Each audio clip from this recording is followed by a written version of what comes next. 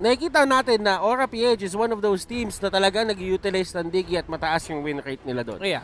Although not perfect, One loss. one loss. Kasi I think si Blacklist has 2 loss with the Digi. Diba? So it's not perfect for the side of Aura PH. May mga times na nadapa din sila with that Digi pick. Pero kung susumahin mo, mas marami pa rin yung panalo eh. So just take account for it. It's the best in the league right now. Yan. Aura starting off with a Ling. So kanina binan out nila to. Ngayon naman kinuha nila. Lord Hades, siya ang nabibigyan ng priority talaga. And I think for the side of Execration, safe ba na kumuha na sila ngayon ng isang jungle? I think so. Kasi nakita natin, Execration, di nila pinalusot yung Selena. Something na pwedeng in-expect ni Aura PH. Now, the first pick of Aura PH is between two heroes eh. It's either the Cho, which is lumabas na for Execration, or the Ling. Kasi kapag binigay mo yung Ling sa Execration, you'd be giving the best assassin of the patch. Kasi nga yung buff na dumating kay Ling, no, yung plus 40 damage, napakalaking impact noon pagdating sa early game. And KLVJ is a Ling specialist. Now, Execration kumuha sila ng Barats and Cho. So I'm expecting Aura PH to pick up a Lunox and something else dito sa side nila. Ano yung tingin mong slot dun sa something else na yun? Feeling ko ito na yun eh. Kasi kapag pinalusot pa nila yung Lunox, Execration might pick it. They have a good, actually they have 2 good Lunox players. And the thing is, kailangan mo ng subsidiary core. Wow, subsidiary. Para kay Ling kasi you already see the Cho and the Barats of Execration. 2 picks na alam mong directly answering the Ling pick of Aura PH. Ano ba ibig sabihin ng subsidiary? Subsidiary, ibang term, secondary core. Secondary core. So ibig sabihin, if ever man hindi kulang yung damage output dito ng Ling o hindi siya maging successful, i-supplement mo. So this is going to be a Lunox and tama nga si Midnight, it's a secondary core para sa side ng Aura. Execration right now. Given na dalawa na tong nakuha and actually may sagot naman sila with sabihin natin with the Cho. I think Pakito is good pero Kagura ang pinili ng Execration. I understand the idea kasi alam ni Execration na si Benny QT yung maglalaro ng Lunox. So as much as possible, you'd want to remove the Heroes of Greed once again, no? Wala nang Barats, okay? Wala nang Game 1 possibility. Walang Matilda, walang Selena. Now, Aura PH is locked in with the Farsa. Either that or Natalia. So I understand perfectly the reason why they picked up the Kagura immediately for Execration. Pero again, Pakito is still up for contention between these two teams.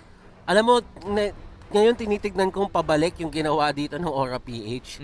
Parang handa talaga sila na lumabas yung Kufra ni Chakno nung game number 1 eh. Kasi yung mga bagay na i-formulate mo lang kung meron talagang sobrang galing na Kufra player dun sa likod. Ibibigay mo yun, ipapain mo siya, nung komportable na siya, tsaka mo siya binatuhan ng curveball, tsaka mo siya binatuhan ng distraction na, ay, may Barats pala kami. Pero feeling ko this time around, sabi ng Aura PH, ang galing. Ang galing mag-Kufra. Banda lang natin. Well, kahit may Barats sila, hindi pala Barats, kahit may Barats sila.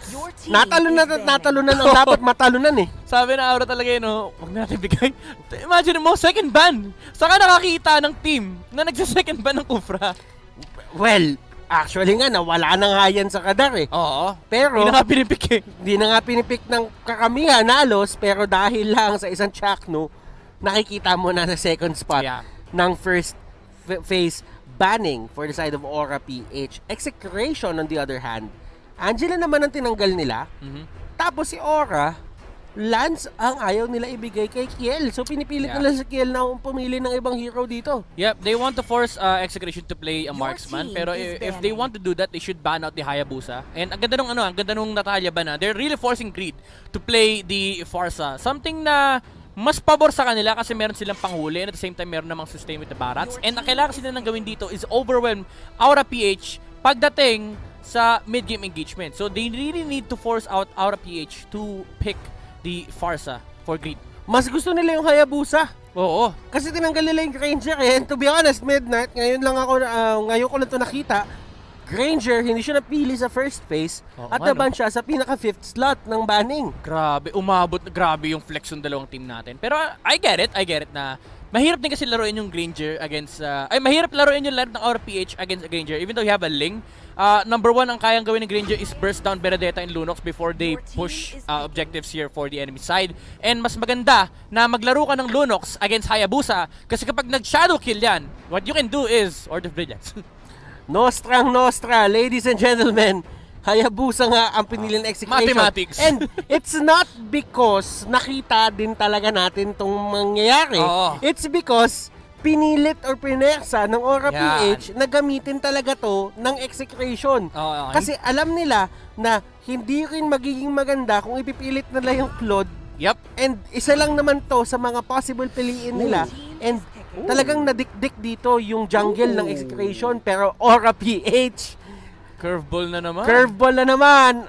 Grid Lunox. Wow. Kilowash picking up that Alice and JP kinuha yung backshot. Now, hindi ko naman sinasabi na sila na yung gagamit niyan. Pero, sila yung kasi sila yung nasa last slot. Yeah. Execration. Harith. Ano ang gagawin nila? Will they go for a Harith? I agree, Kelra could play the Harith. Yeah, this is an easy Harith game. Even though may Lunox, yung Aura PH, I think you're forgiven. You're given a pass to pick Harith here just because of the fact na nakaling Alice and Baksha yung Aura PH. It's really a good last pick for Execration if they want to go for it. Kasi ang ibang option lang nila dito is Esmeralda.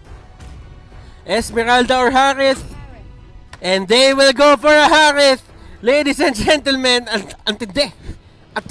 We did not, guys, relax lang kayo. The connection. Hindi kami galing sa future, no? Hindi kami galing sa future ni Skyrie yun. Kyrie. Pero, magagaling na talaga yung drafters ng dalawang team. Yeah.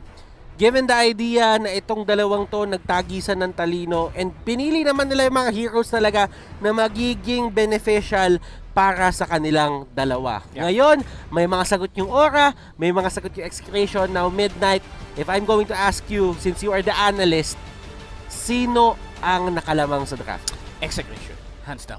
This is probably the best draft of Execration I've seen in the tournament. It's two things. It directly answers Aura PH, and this is the first time that I've seen Aura PH try to adjust their draft, not to get outdrafted, pero they still got outdrafted.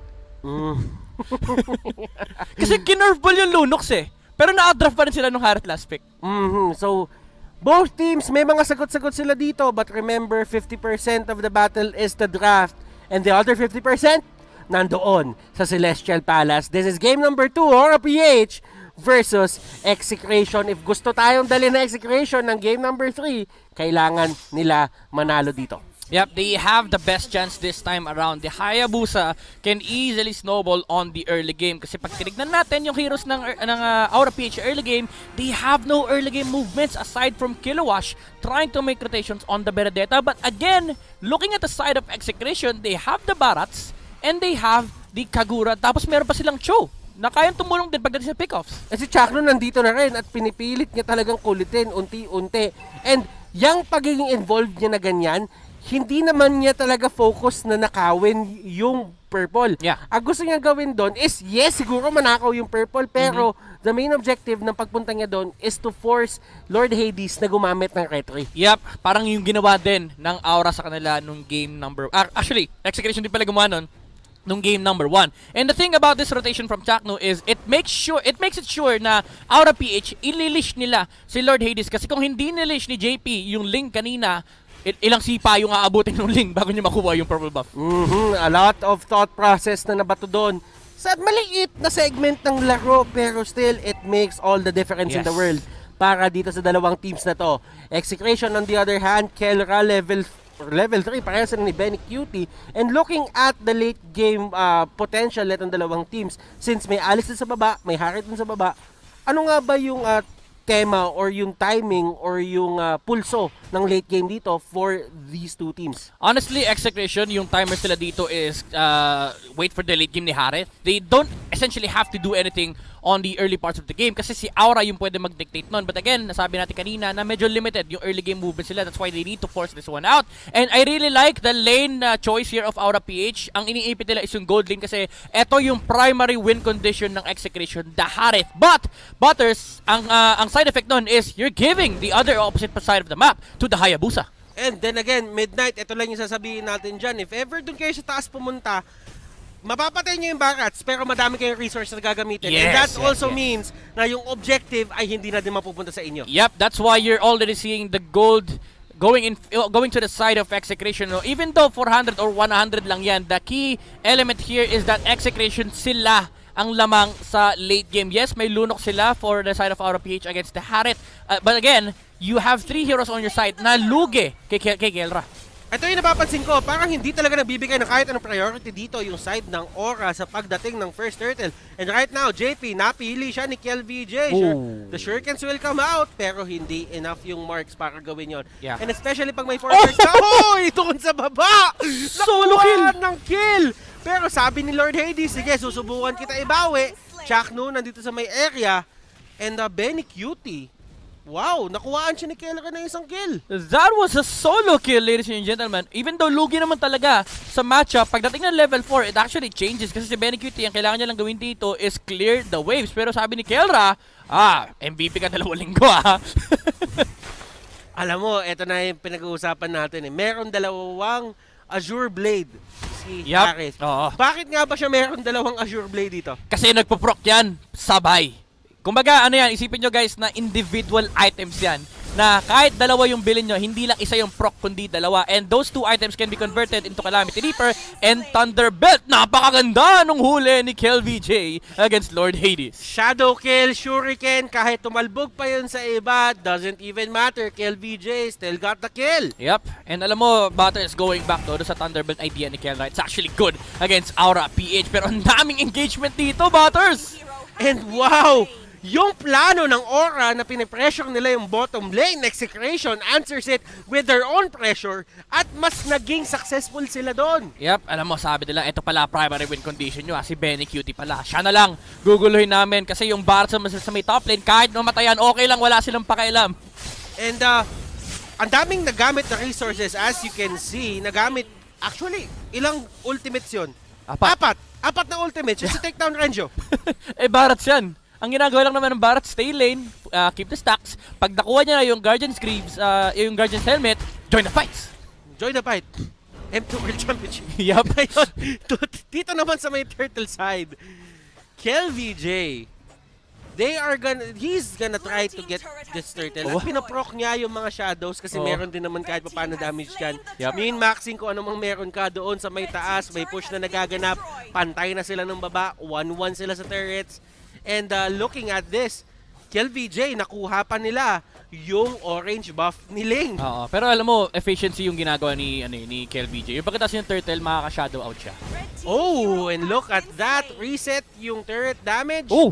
At Greed napilitang umalis. At titingnan natin kung paano siya makakatakas dito. Eto Max, nasa area na din. Meron pa ba siyang brilliance para makatakbo? Yes, meron pa. Pero grabe yung rotation na ginawa dito na side ng Aura. Napakalayo niyan from coast to coast. Pero walang mangyayaring pick-off or walang mangyayaring fight. Yep. Alam mo, ang lupit din talaga ni Kilowash. If it was any other player, they would have chased the Haret kasi alam nila na wala naman na Summon Force even though magko-cooldown yun, kayang-kaya niya patayin yun within the time frame. Pero kasi kakakita niya ng Kichakno. So iniisip niya na baka kahit habulin ko tong Haret, baka mapatay ko, pero mahuli naman ako ni Chakno. So there's a lot of risks involved there with the Benedetta trying to chase for the kill. So ang sabi ni Kilowash, disengage na lang ako. Okay, so Renjo nahuli, Chaos Darkening, ginamit lahat, binomba si Renjo. Sama mo na si Lord Hades, 0-3 si Renjo, pero ginagawa niya lang din yung trabaho niya talaga. Oo, alam mo, sabi ni Kelra dito, Renzo, trabaho mo rito, mamatay kasi kailangan ko mag-farm. And right now, KelVJ is trying to return the favor against Aura, pero lalaban pa rin ang Aura PH. Ang ganda na huli ni Benny Cutie, just in time. Eto Max, nagkahulihan na. Lord Hades goes down. KelVJ gets a kill on Benny Cutie. At ang daming nawawala dito sa side ng Aura, pero sabi ng Aura PH dito, mas kumpleto kami. Make that a 3-for-2 trade in the favor of Aura PH. Pero ito, tignan mo yung trademark ni Kelra. Alam kasi ni Kelra kung kailan siya lalaban at kung kailan siya bababak. Ginamit yung Summon Force to clear the wave in the middle lane. Pero ang primary answer ng Execration dito is just to farm. Pare, you're so conyo. I'm so conyo, pare. I'm so sorry. Conyo, pare. Look at this! 4.7k on both KelVJ and Kelra. Oh, nakuha yung turtle pero nasipa si Kilowash. And Kilowash will be the target. Kelra nakuha. Nakita mo yung pinipredict niya yung dash ni Benedetta. Sabi niya, dadash na dito eh. Well, kailangan din talaga kasi tamaan. Yun yung isa sa mga downside ng Chrono Dash eh. Oo. Yes, maganda yung Chrono Dash, mabilis mag-cooldown, pero pag hindi mo natama, hindi rin mag-off cooldown. Pero yung talaga, yung Sinker Fisher, pinipredict niya kung saan dadaan si Kilowash. Kaso masyado siyang pogi. Sabi niya, sige, tira ko na lang. Oh, yeah, well, nakuha niyo naman yung kill. Yeah. Hindi naman nagmamatter kung na-predict niya o hindi as long as he gets the kill. Now, Benny Cutie. Grabe yung pressure sa kanya and looking at his score right now, 0-3-4. Oo, this is probably the hardest game for Benny QT in the entire tournament. We've been seeing the shutdowns on Aura PH, but we've never seen Benny QT shut down on his Alice. Right now, he's trying to recover yung nawala sa kanya sa bottom lane while Kelra is just completely snowballing. And again, the nature of this matchup, lamang ang Harit, Butters. Doon sa may baba, merong pick-off na nagaganap and Renjo, mababa-flicker out lang siya. Nahuli siya nung Flowing Blood at nung root ng Alice. At sinamahan pa ng Chaos Darkening, pero dahil nga sa flicker, siya ay mabubuhay. At marami ng buhay na nasalba ang flicker. Yep. Pero ngayon, nandito Siya na na naman. naman. At siya na naman ang pinili. At siya na naman ang uhulihin. Oh! And Renjo, mauhuli siya ng Tempest of Blades. Pero still, the fact remains, ginamit mo pa rin yung Tempest of Blades. So that means, dito sa ginagawang push ng side ng Execration at doon sa gagawin nilang push sa taas, wala kang Tempest of Blades. Yeah, the thing is, Aura PH, they're getting what they can. Kasi ang problema, hindi rin nila kaya contest yung Hayabusa and yung Harit at this point. So Execration, they're happy with that. Even though ang nasasaktan dito is Renzo, no, yung item build-up ng kanyang sustain item might be delayed. But again, his job in this game is to sustain for his teammates. It doesn't matter if he dies or not kasi ang importante, mag-scale towards the late game ang Execration. Again, napag-usapan natin kanina, walang kailangan gawin ang Execration kundi mag-farm. Just have the items ready on KVJ and Kelra. Oh! KLVJ, siya ang unang tutumba. JP, nahuli siya. Kelra dito, just unloading on the side of Aura PH. Greed, nahuli ni Eto Max. Benny! At Greed, matutumba. Nandito na si Kilowash and look at that electro final blow sa kita ng madami. Benny Cutie, ayaw na niyan. Muntik na. Ang ganda sana ng pasok ni Benny Cutie. But on the bottom lane, Lord Hades, dito siya nakilala. Kahit nung nasa Signal Ultra pa siya, the split push off the leg. The question is, may Malefic Roar ba? Pero Execration, a-answer nila yung pag-split push ng Ling with the Barats. Hindi enough yung time na nakuha niya to get the turret on the bottom lane kasi may shield pa naman. But still, this has to be something na kailangan bantayan ng Execration. Yung buhay ng bot lane nila, ibig sabihin, kailangan na nila i-wave manage lahat-lahat na nangyayari dito sa mapa as to not get split by that Ling. Ito yung punishment na binibigay ni Lord Hades against Execration. Sabi nila, paulit-ulit yung binigay yung lane ni Renzio. Ngayon, eto yung bubutasin ko. Execration needs to put Renzio on the bottom lane at all times to clear the wave. And it makes it so na laging 5v4 ang engagement in favor of Aura. Kasi alam nila, sila nagdidikta. Pwede nilang bilangin yung hero sa mapa. Si Renzio lang nila sa bottom lane. And Renjo, primary target, wala siyang magagawa. Yan talaga yung trabaho niya. Pero Divine Glaive, nakuha na ni Greed. At merong away na mangyayari dito. 4v5 situation. And Greed! Nahuli ni Chakno! Make that a 4v4. JP ang next na tutumba. Benny Cutie going in. Shadow kill. Kumapit kay Benny. Hindi siya makakatakas. Kilowash goes down. Lord Hades nasa baba. Lord Hades nasa baba. At hindi niya na mapupush yan. Yep, makiklear na ni Chakno yan. And ito yung sinasabi natin kanina. Butters, Execration, sabi nila, sige, patayin nyo si Renzio. Ang papatay namin yung kakampi nyo, Kelra, with the deciding move. Sabi niya, ilaban natin to. He was able to get the Kilowash. Mababasag ata yung baba. Basag yung baba, pero okay lang. Lord yung kapalit, Kuya Butters. At ito, no. Hindi nabasag. May minion. Hindi nabasag. Wala, kung previous patch to, basagin. Oh, pero still, it is what it is. Kamunti ka na yun. Oo. Kamunti ka na. Well, it was a great move then from Renzo na na-realize niya na, ay, teka, may minions pa pala. Kailangan ko bumalik doon. Teka guys, yung bot ko. Yung bot ko. Ngayon, yung side naman ng Aura, talagang inaano nila, sana meron tayong trade na makuha dito kahit nakuha nila yung Lord. I like the choice here by Kelra. He went for Calamity Reaper. Hindi niya tinapos yung Thunderbolt kasi alam niya na hindi naman siya kaya ng Ling. Feather, Oracle to sustain against the... Feather, Oracle na nagsama. Yung Oracle to sustain against the Lunox and the Holy Crystal. Para... Kasi ang different route dito is the Divine Glaive. Pero maganda yung Holy Crystal for the surge of the magic power during the Zaman Pool. And it's somewhat of a... it's a somewhat answer din indirectly. Para kay JP. Pero alam mo, nakita mo kung anong ginawa nila dito, Kelra. Just letting his talent show dito sa game na to. At si Ling nandun. Nandun na naman siya, pumunta siya doon para mag-recall. Ang layo ng minion wave. Sabi niya, teka, ang layo pala. Hindi ko pa pala layo na-flow. pala, kailangan ko na umalis dito. Awit sa inyo, pre. Awit, Lods. May nag-call kasi, uy, Lord Hades, push mo yung bot. Pagdating niya, pre, wala namang minions, pre. Wala nang awit sa'yo. Awit sa'yo. Awit sa'yo. Idolo. Alam mo, Butters, Execration dito, naghihintay na lang sila. Probably the next Lord, pero kaya nilang i-take yung natitirang dalawang towers ng Aura PH. Pero again, the next Lord is gonna be the main point of contention for these two teams. The problem is, for Aura PH, there's no real way for them to actually contest against Execration because of the existence of the Barats. Lord Hades, yung energy niya, may energy gap. Pero dahil yan, wala siyang purple buff dito. Wala siyang purple buff eh. Oh, wala siyang purple buff. Kulang, energy gap. Alam mo na, next. Kailangan maglaro ka ng champion way. Mga champion mga kasama mo eh. Energy gap, di pwede. Pag ano ka, may champion way ka, kahit wala kang purple buff. Start your day the champion way. Nice one. No need purple buff. No need purple buff. Pero kasi kailangan mo yun eh. Kasi energy is key. Oo, tama. Actually, pati si di ba? Pati si Hayabusa.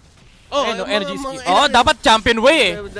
Start your day the champion way. Pero champion na si LBG. Kaya ang lakas niya rito. Oy! Speaking of champions, Lord Hades, takbo! Hindi niya kayang patayin si Etomax. Nagtatatakbo parang akyat bahay, ladies and gentlemen. And Lord Hades, wala siyang magagawa. Kailangan niya pihitin talaga yung Tempest of Blades. And that is another opening na pwedeng gamitin ng Execration sa sarili nilang pagkuha ng fights. Walang Tempest of Blades, pwede tayo lumaban. Yep, 70 seconds. The condition now for Execration is to freeze the lane. Prevent Aura PH from getting the resources that they want. Nasipa! Nahuli! Nasipa! Walang Tempest of Blades. Ito yung sinasabi nating opening midnight. Grabe! Chaknu! With a Chak Mamba! Sabi niya sa mga kampi niya, pre, walang lipad to, pre! And I think yun talaga yung mismo mong naging call. Oo! Walang lipad to, pre!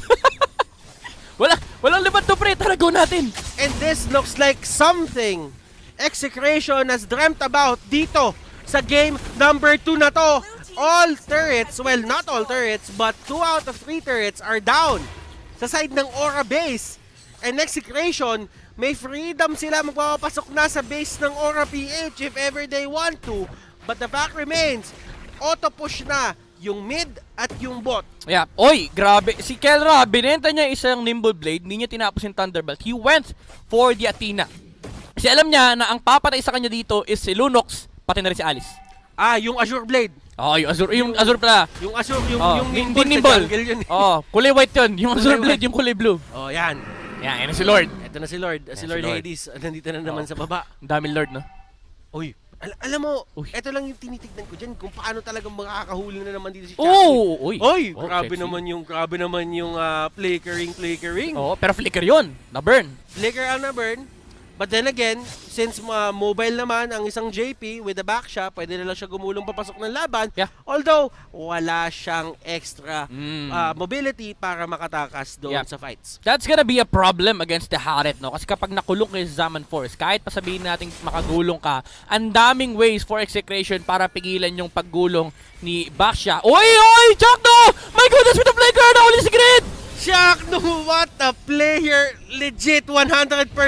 Yung mga bagay na ginagawa niya dito is making all the difference para sa ng Execration and your order of brilliance. Hindi magiging available, and Chuck, no, with that game-winning play. This winning moment is brought to you by Head and Shoulders. My goodness, Butters, what was that? Sabi nila, hindi objective si Lord. Natuto na kami sa match namin sa NXP. Heroes at Towers ang tinitignan ng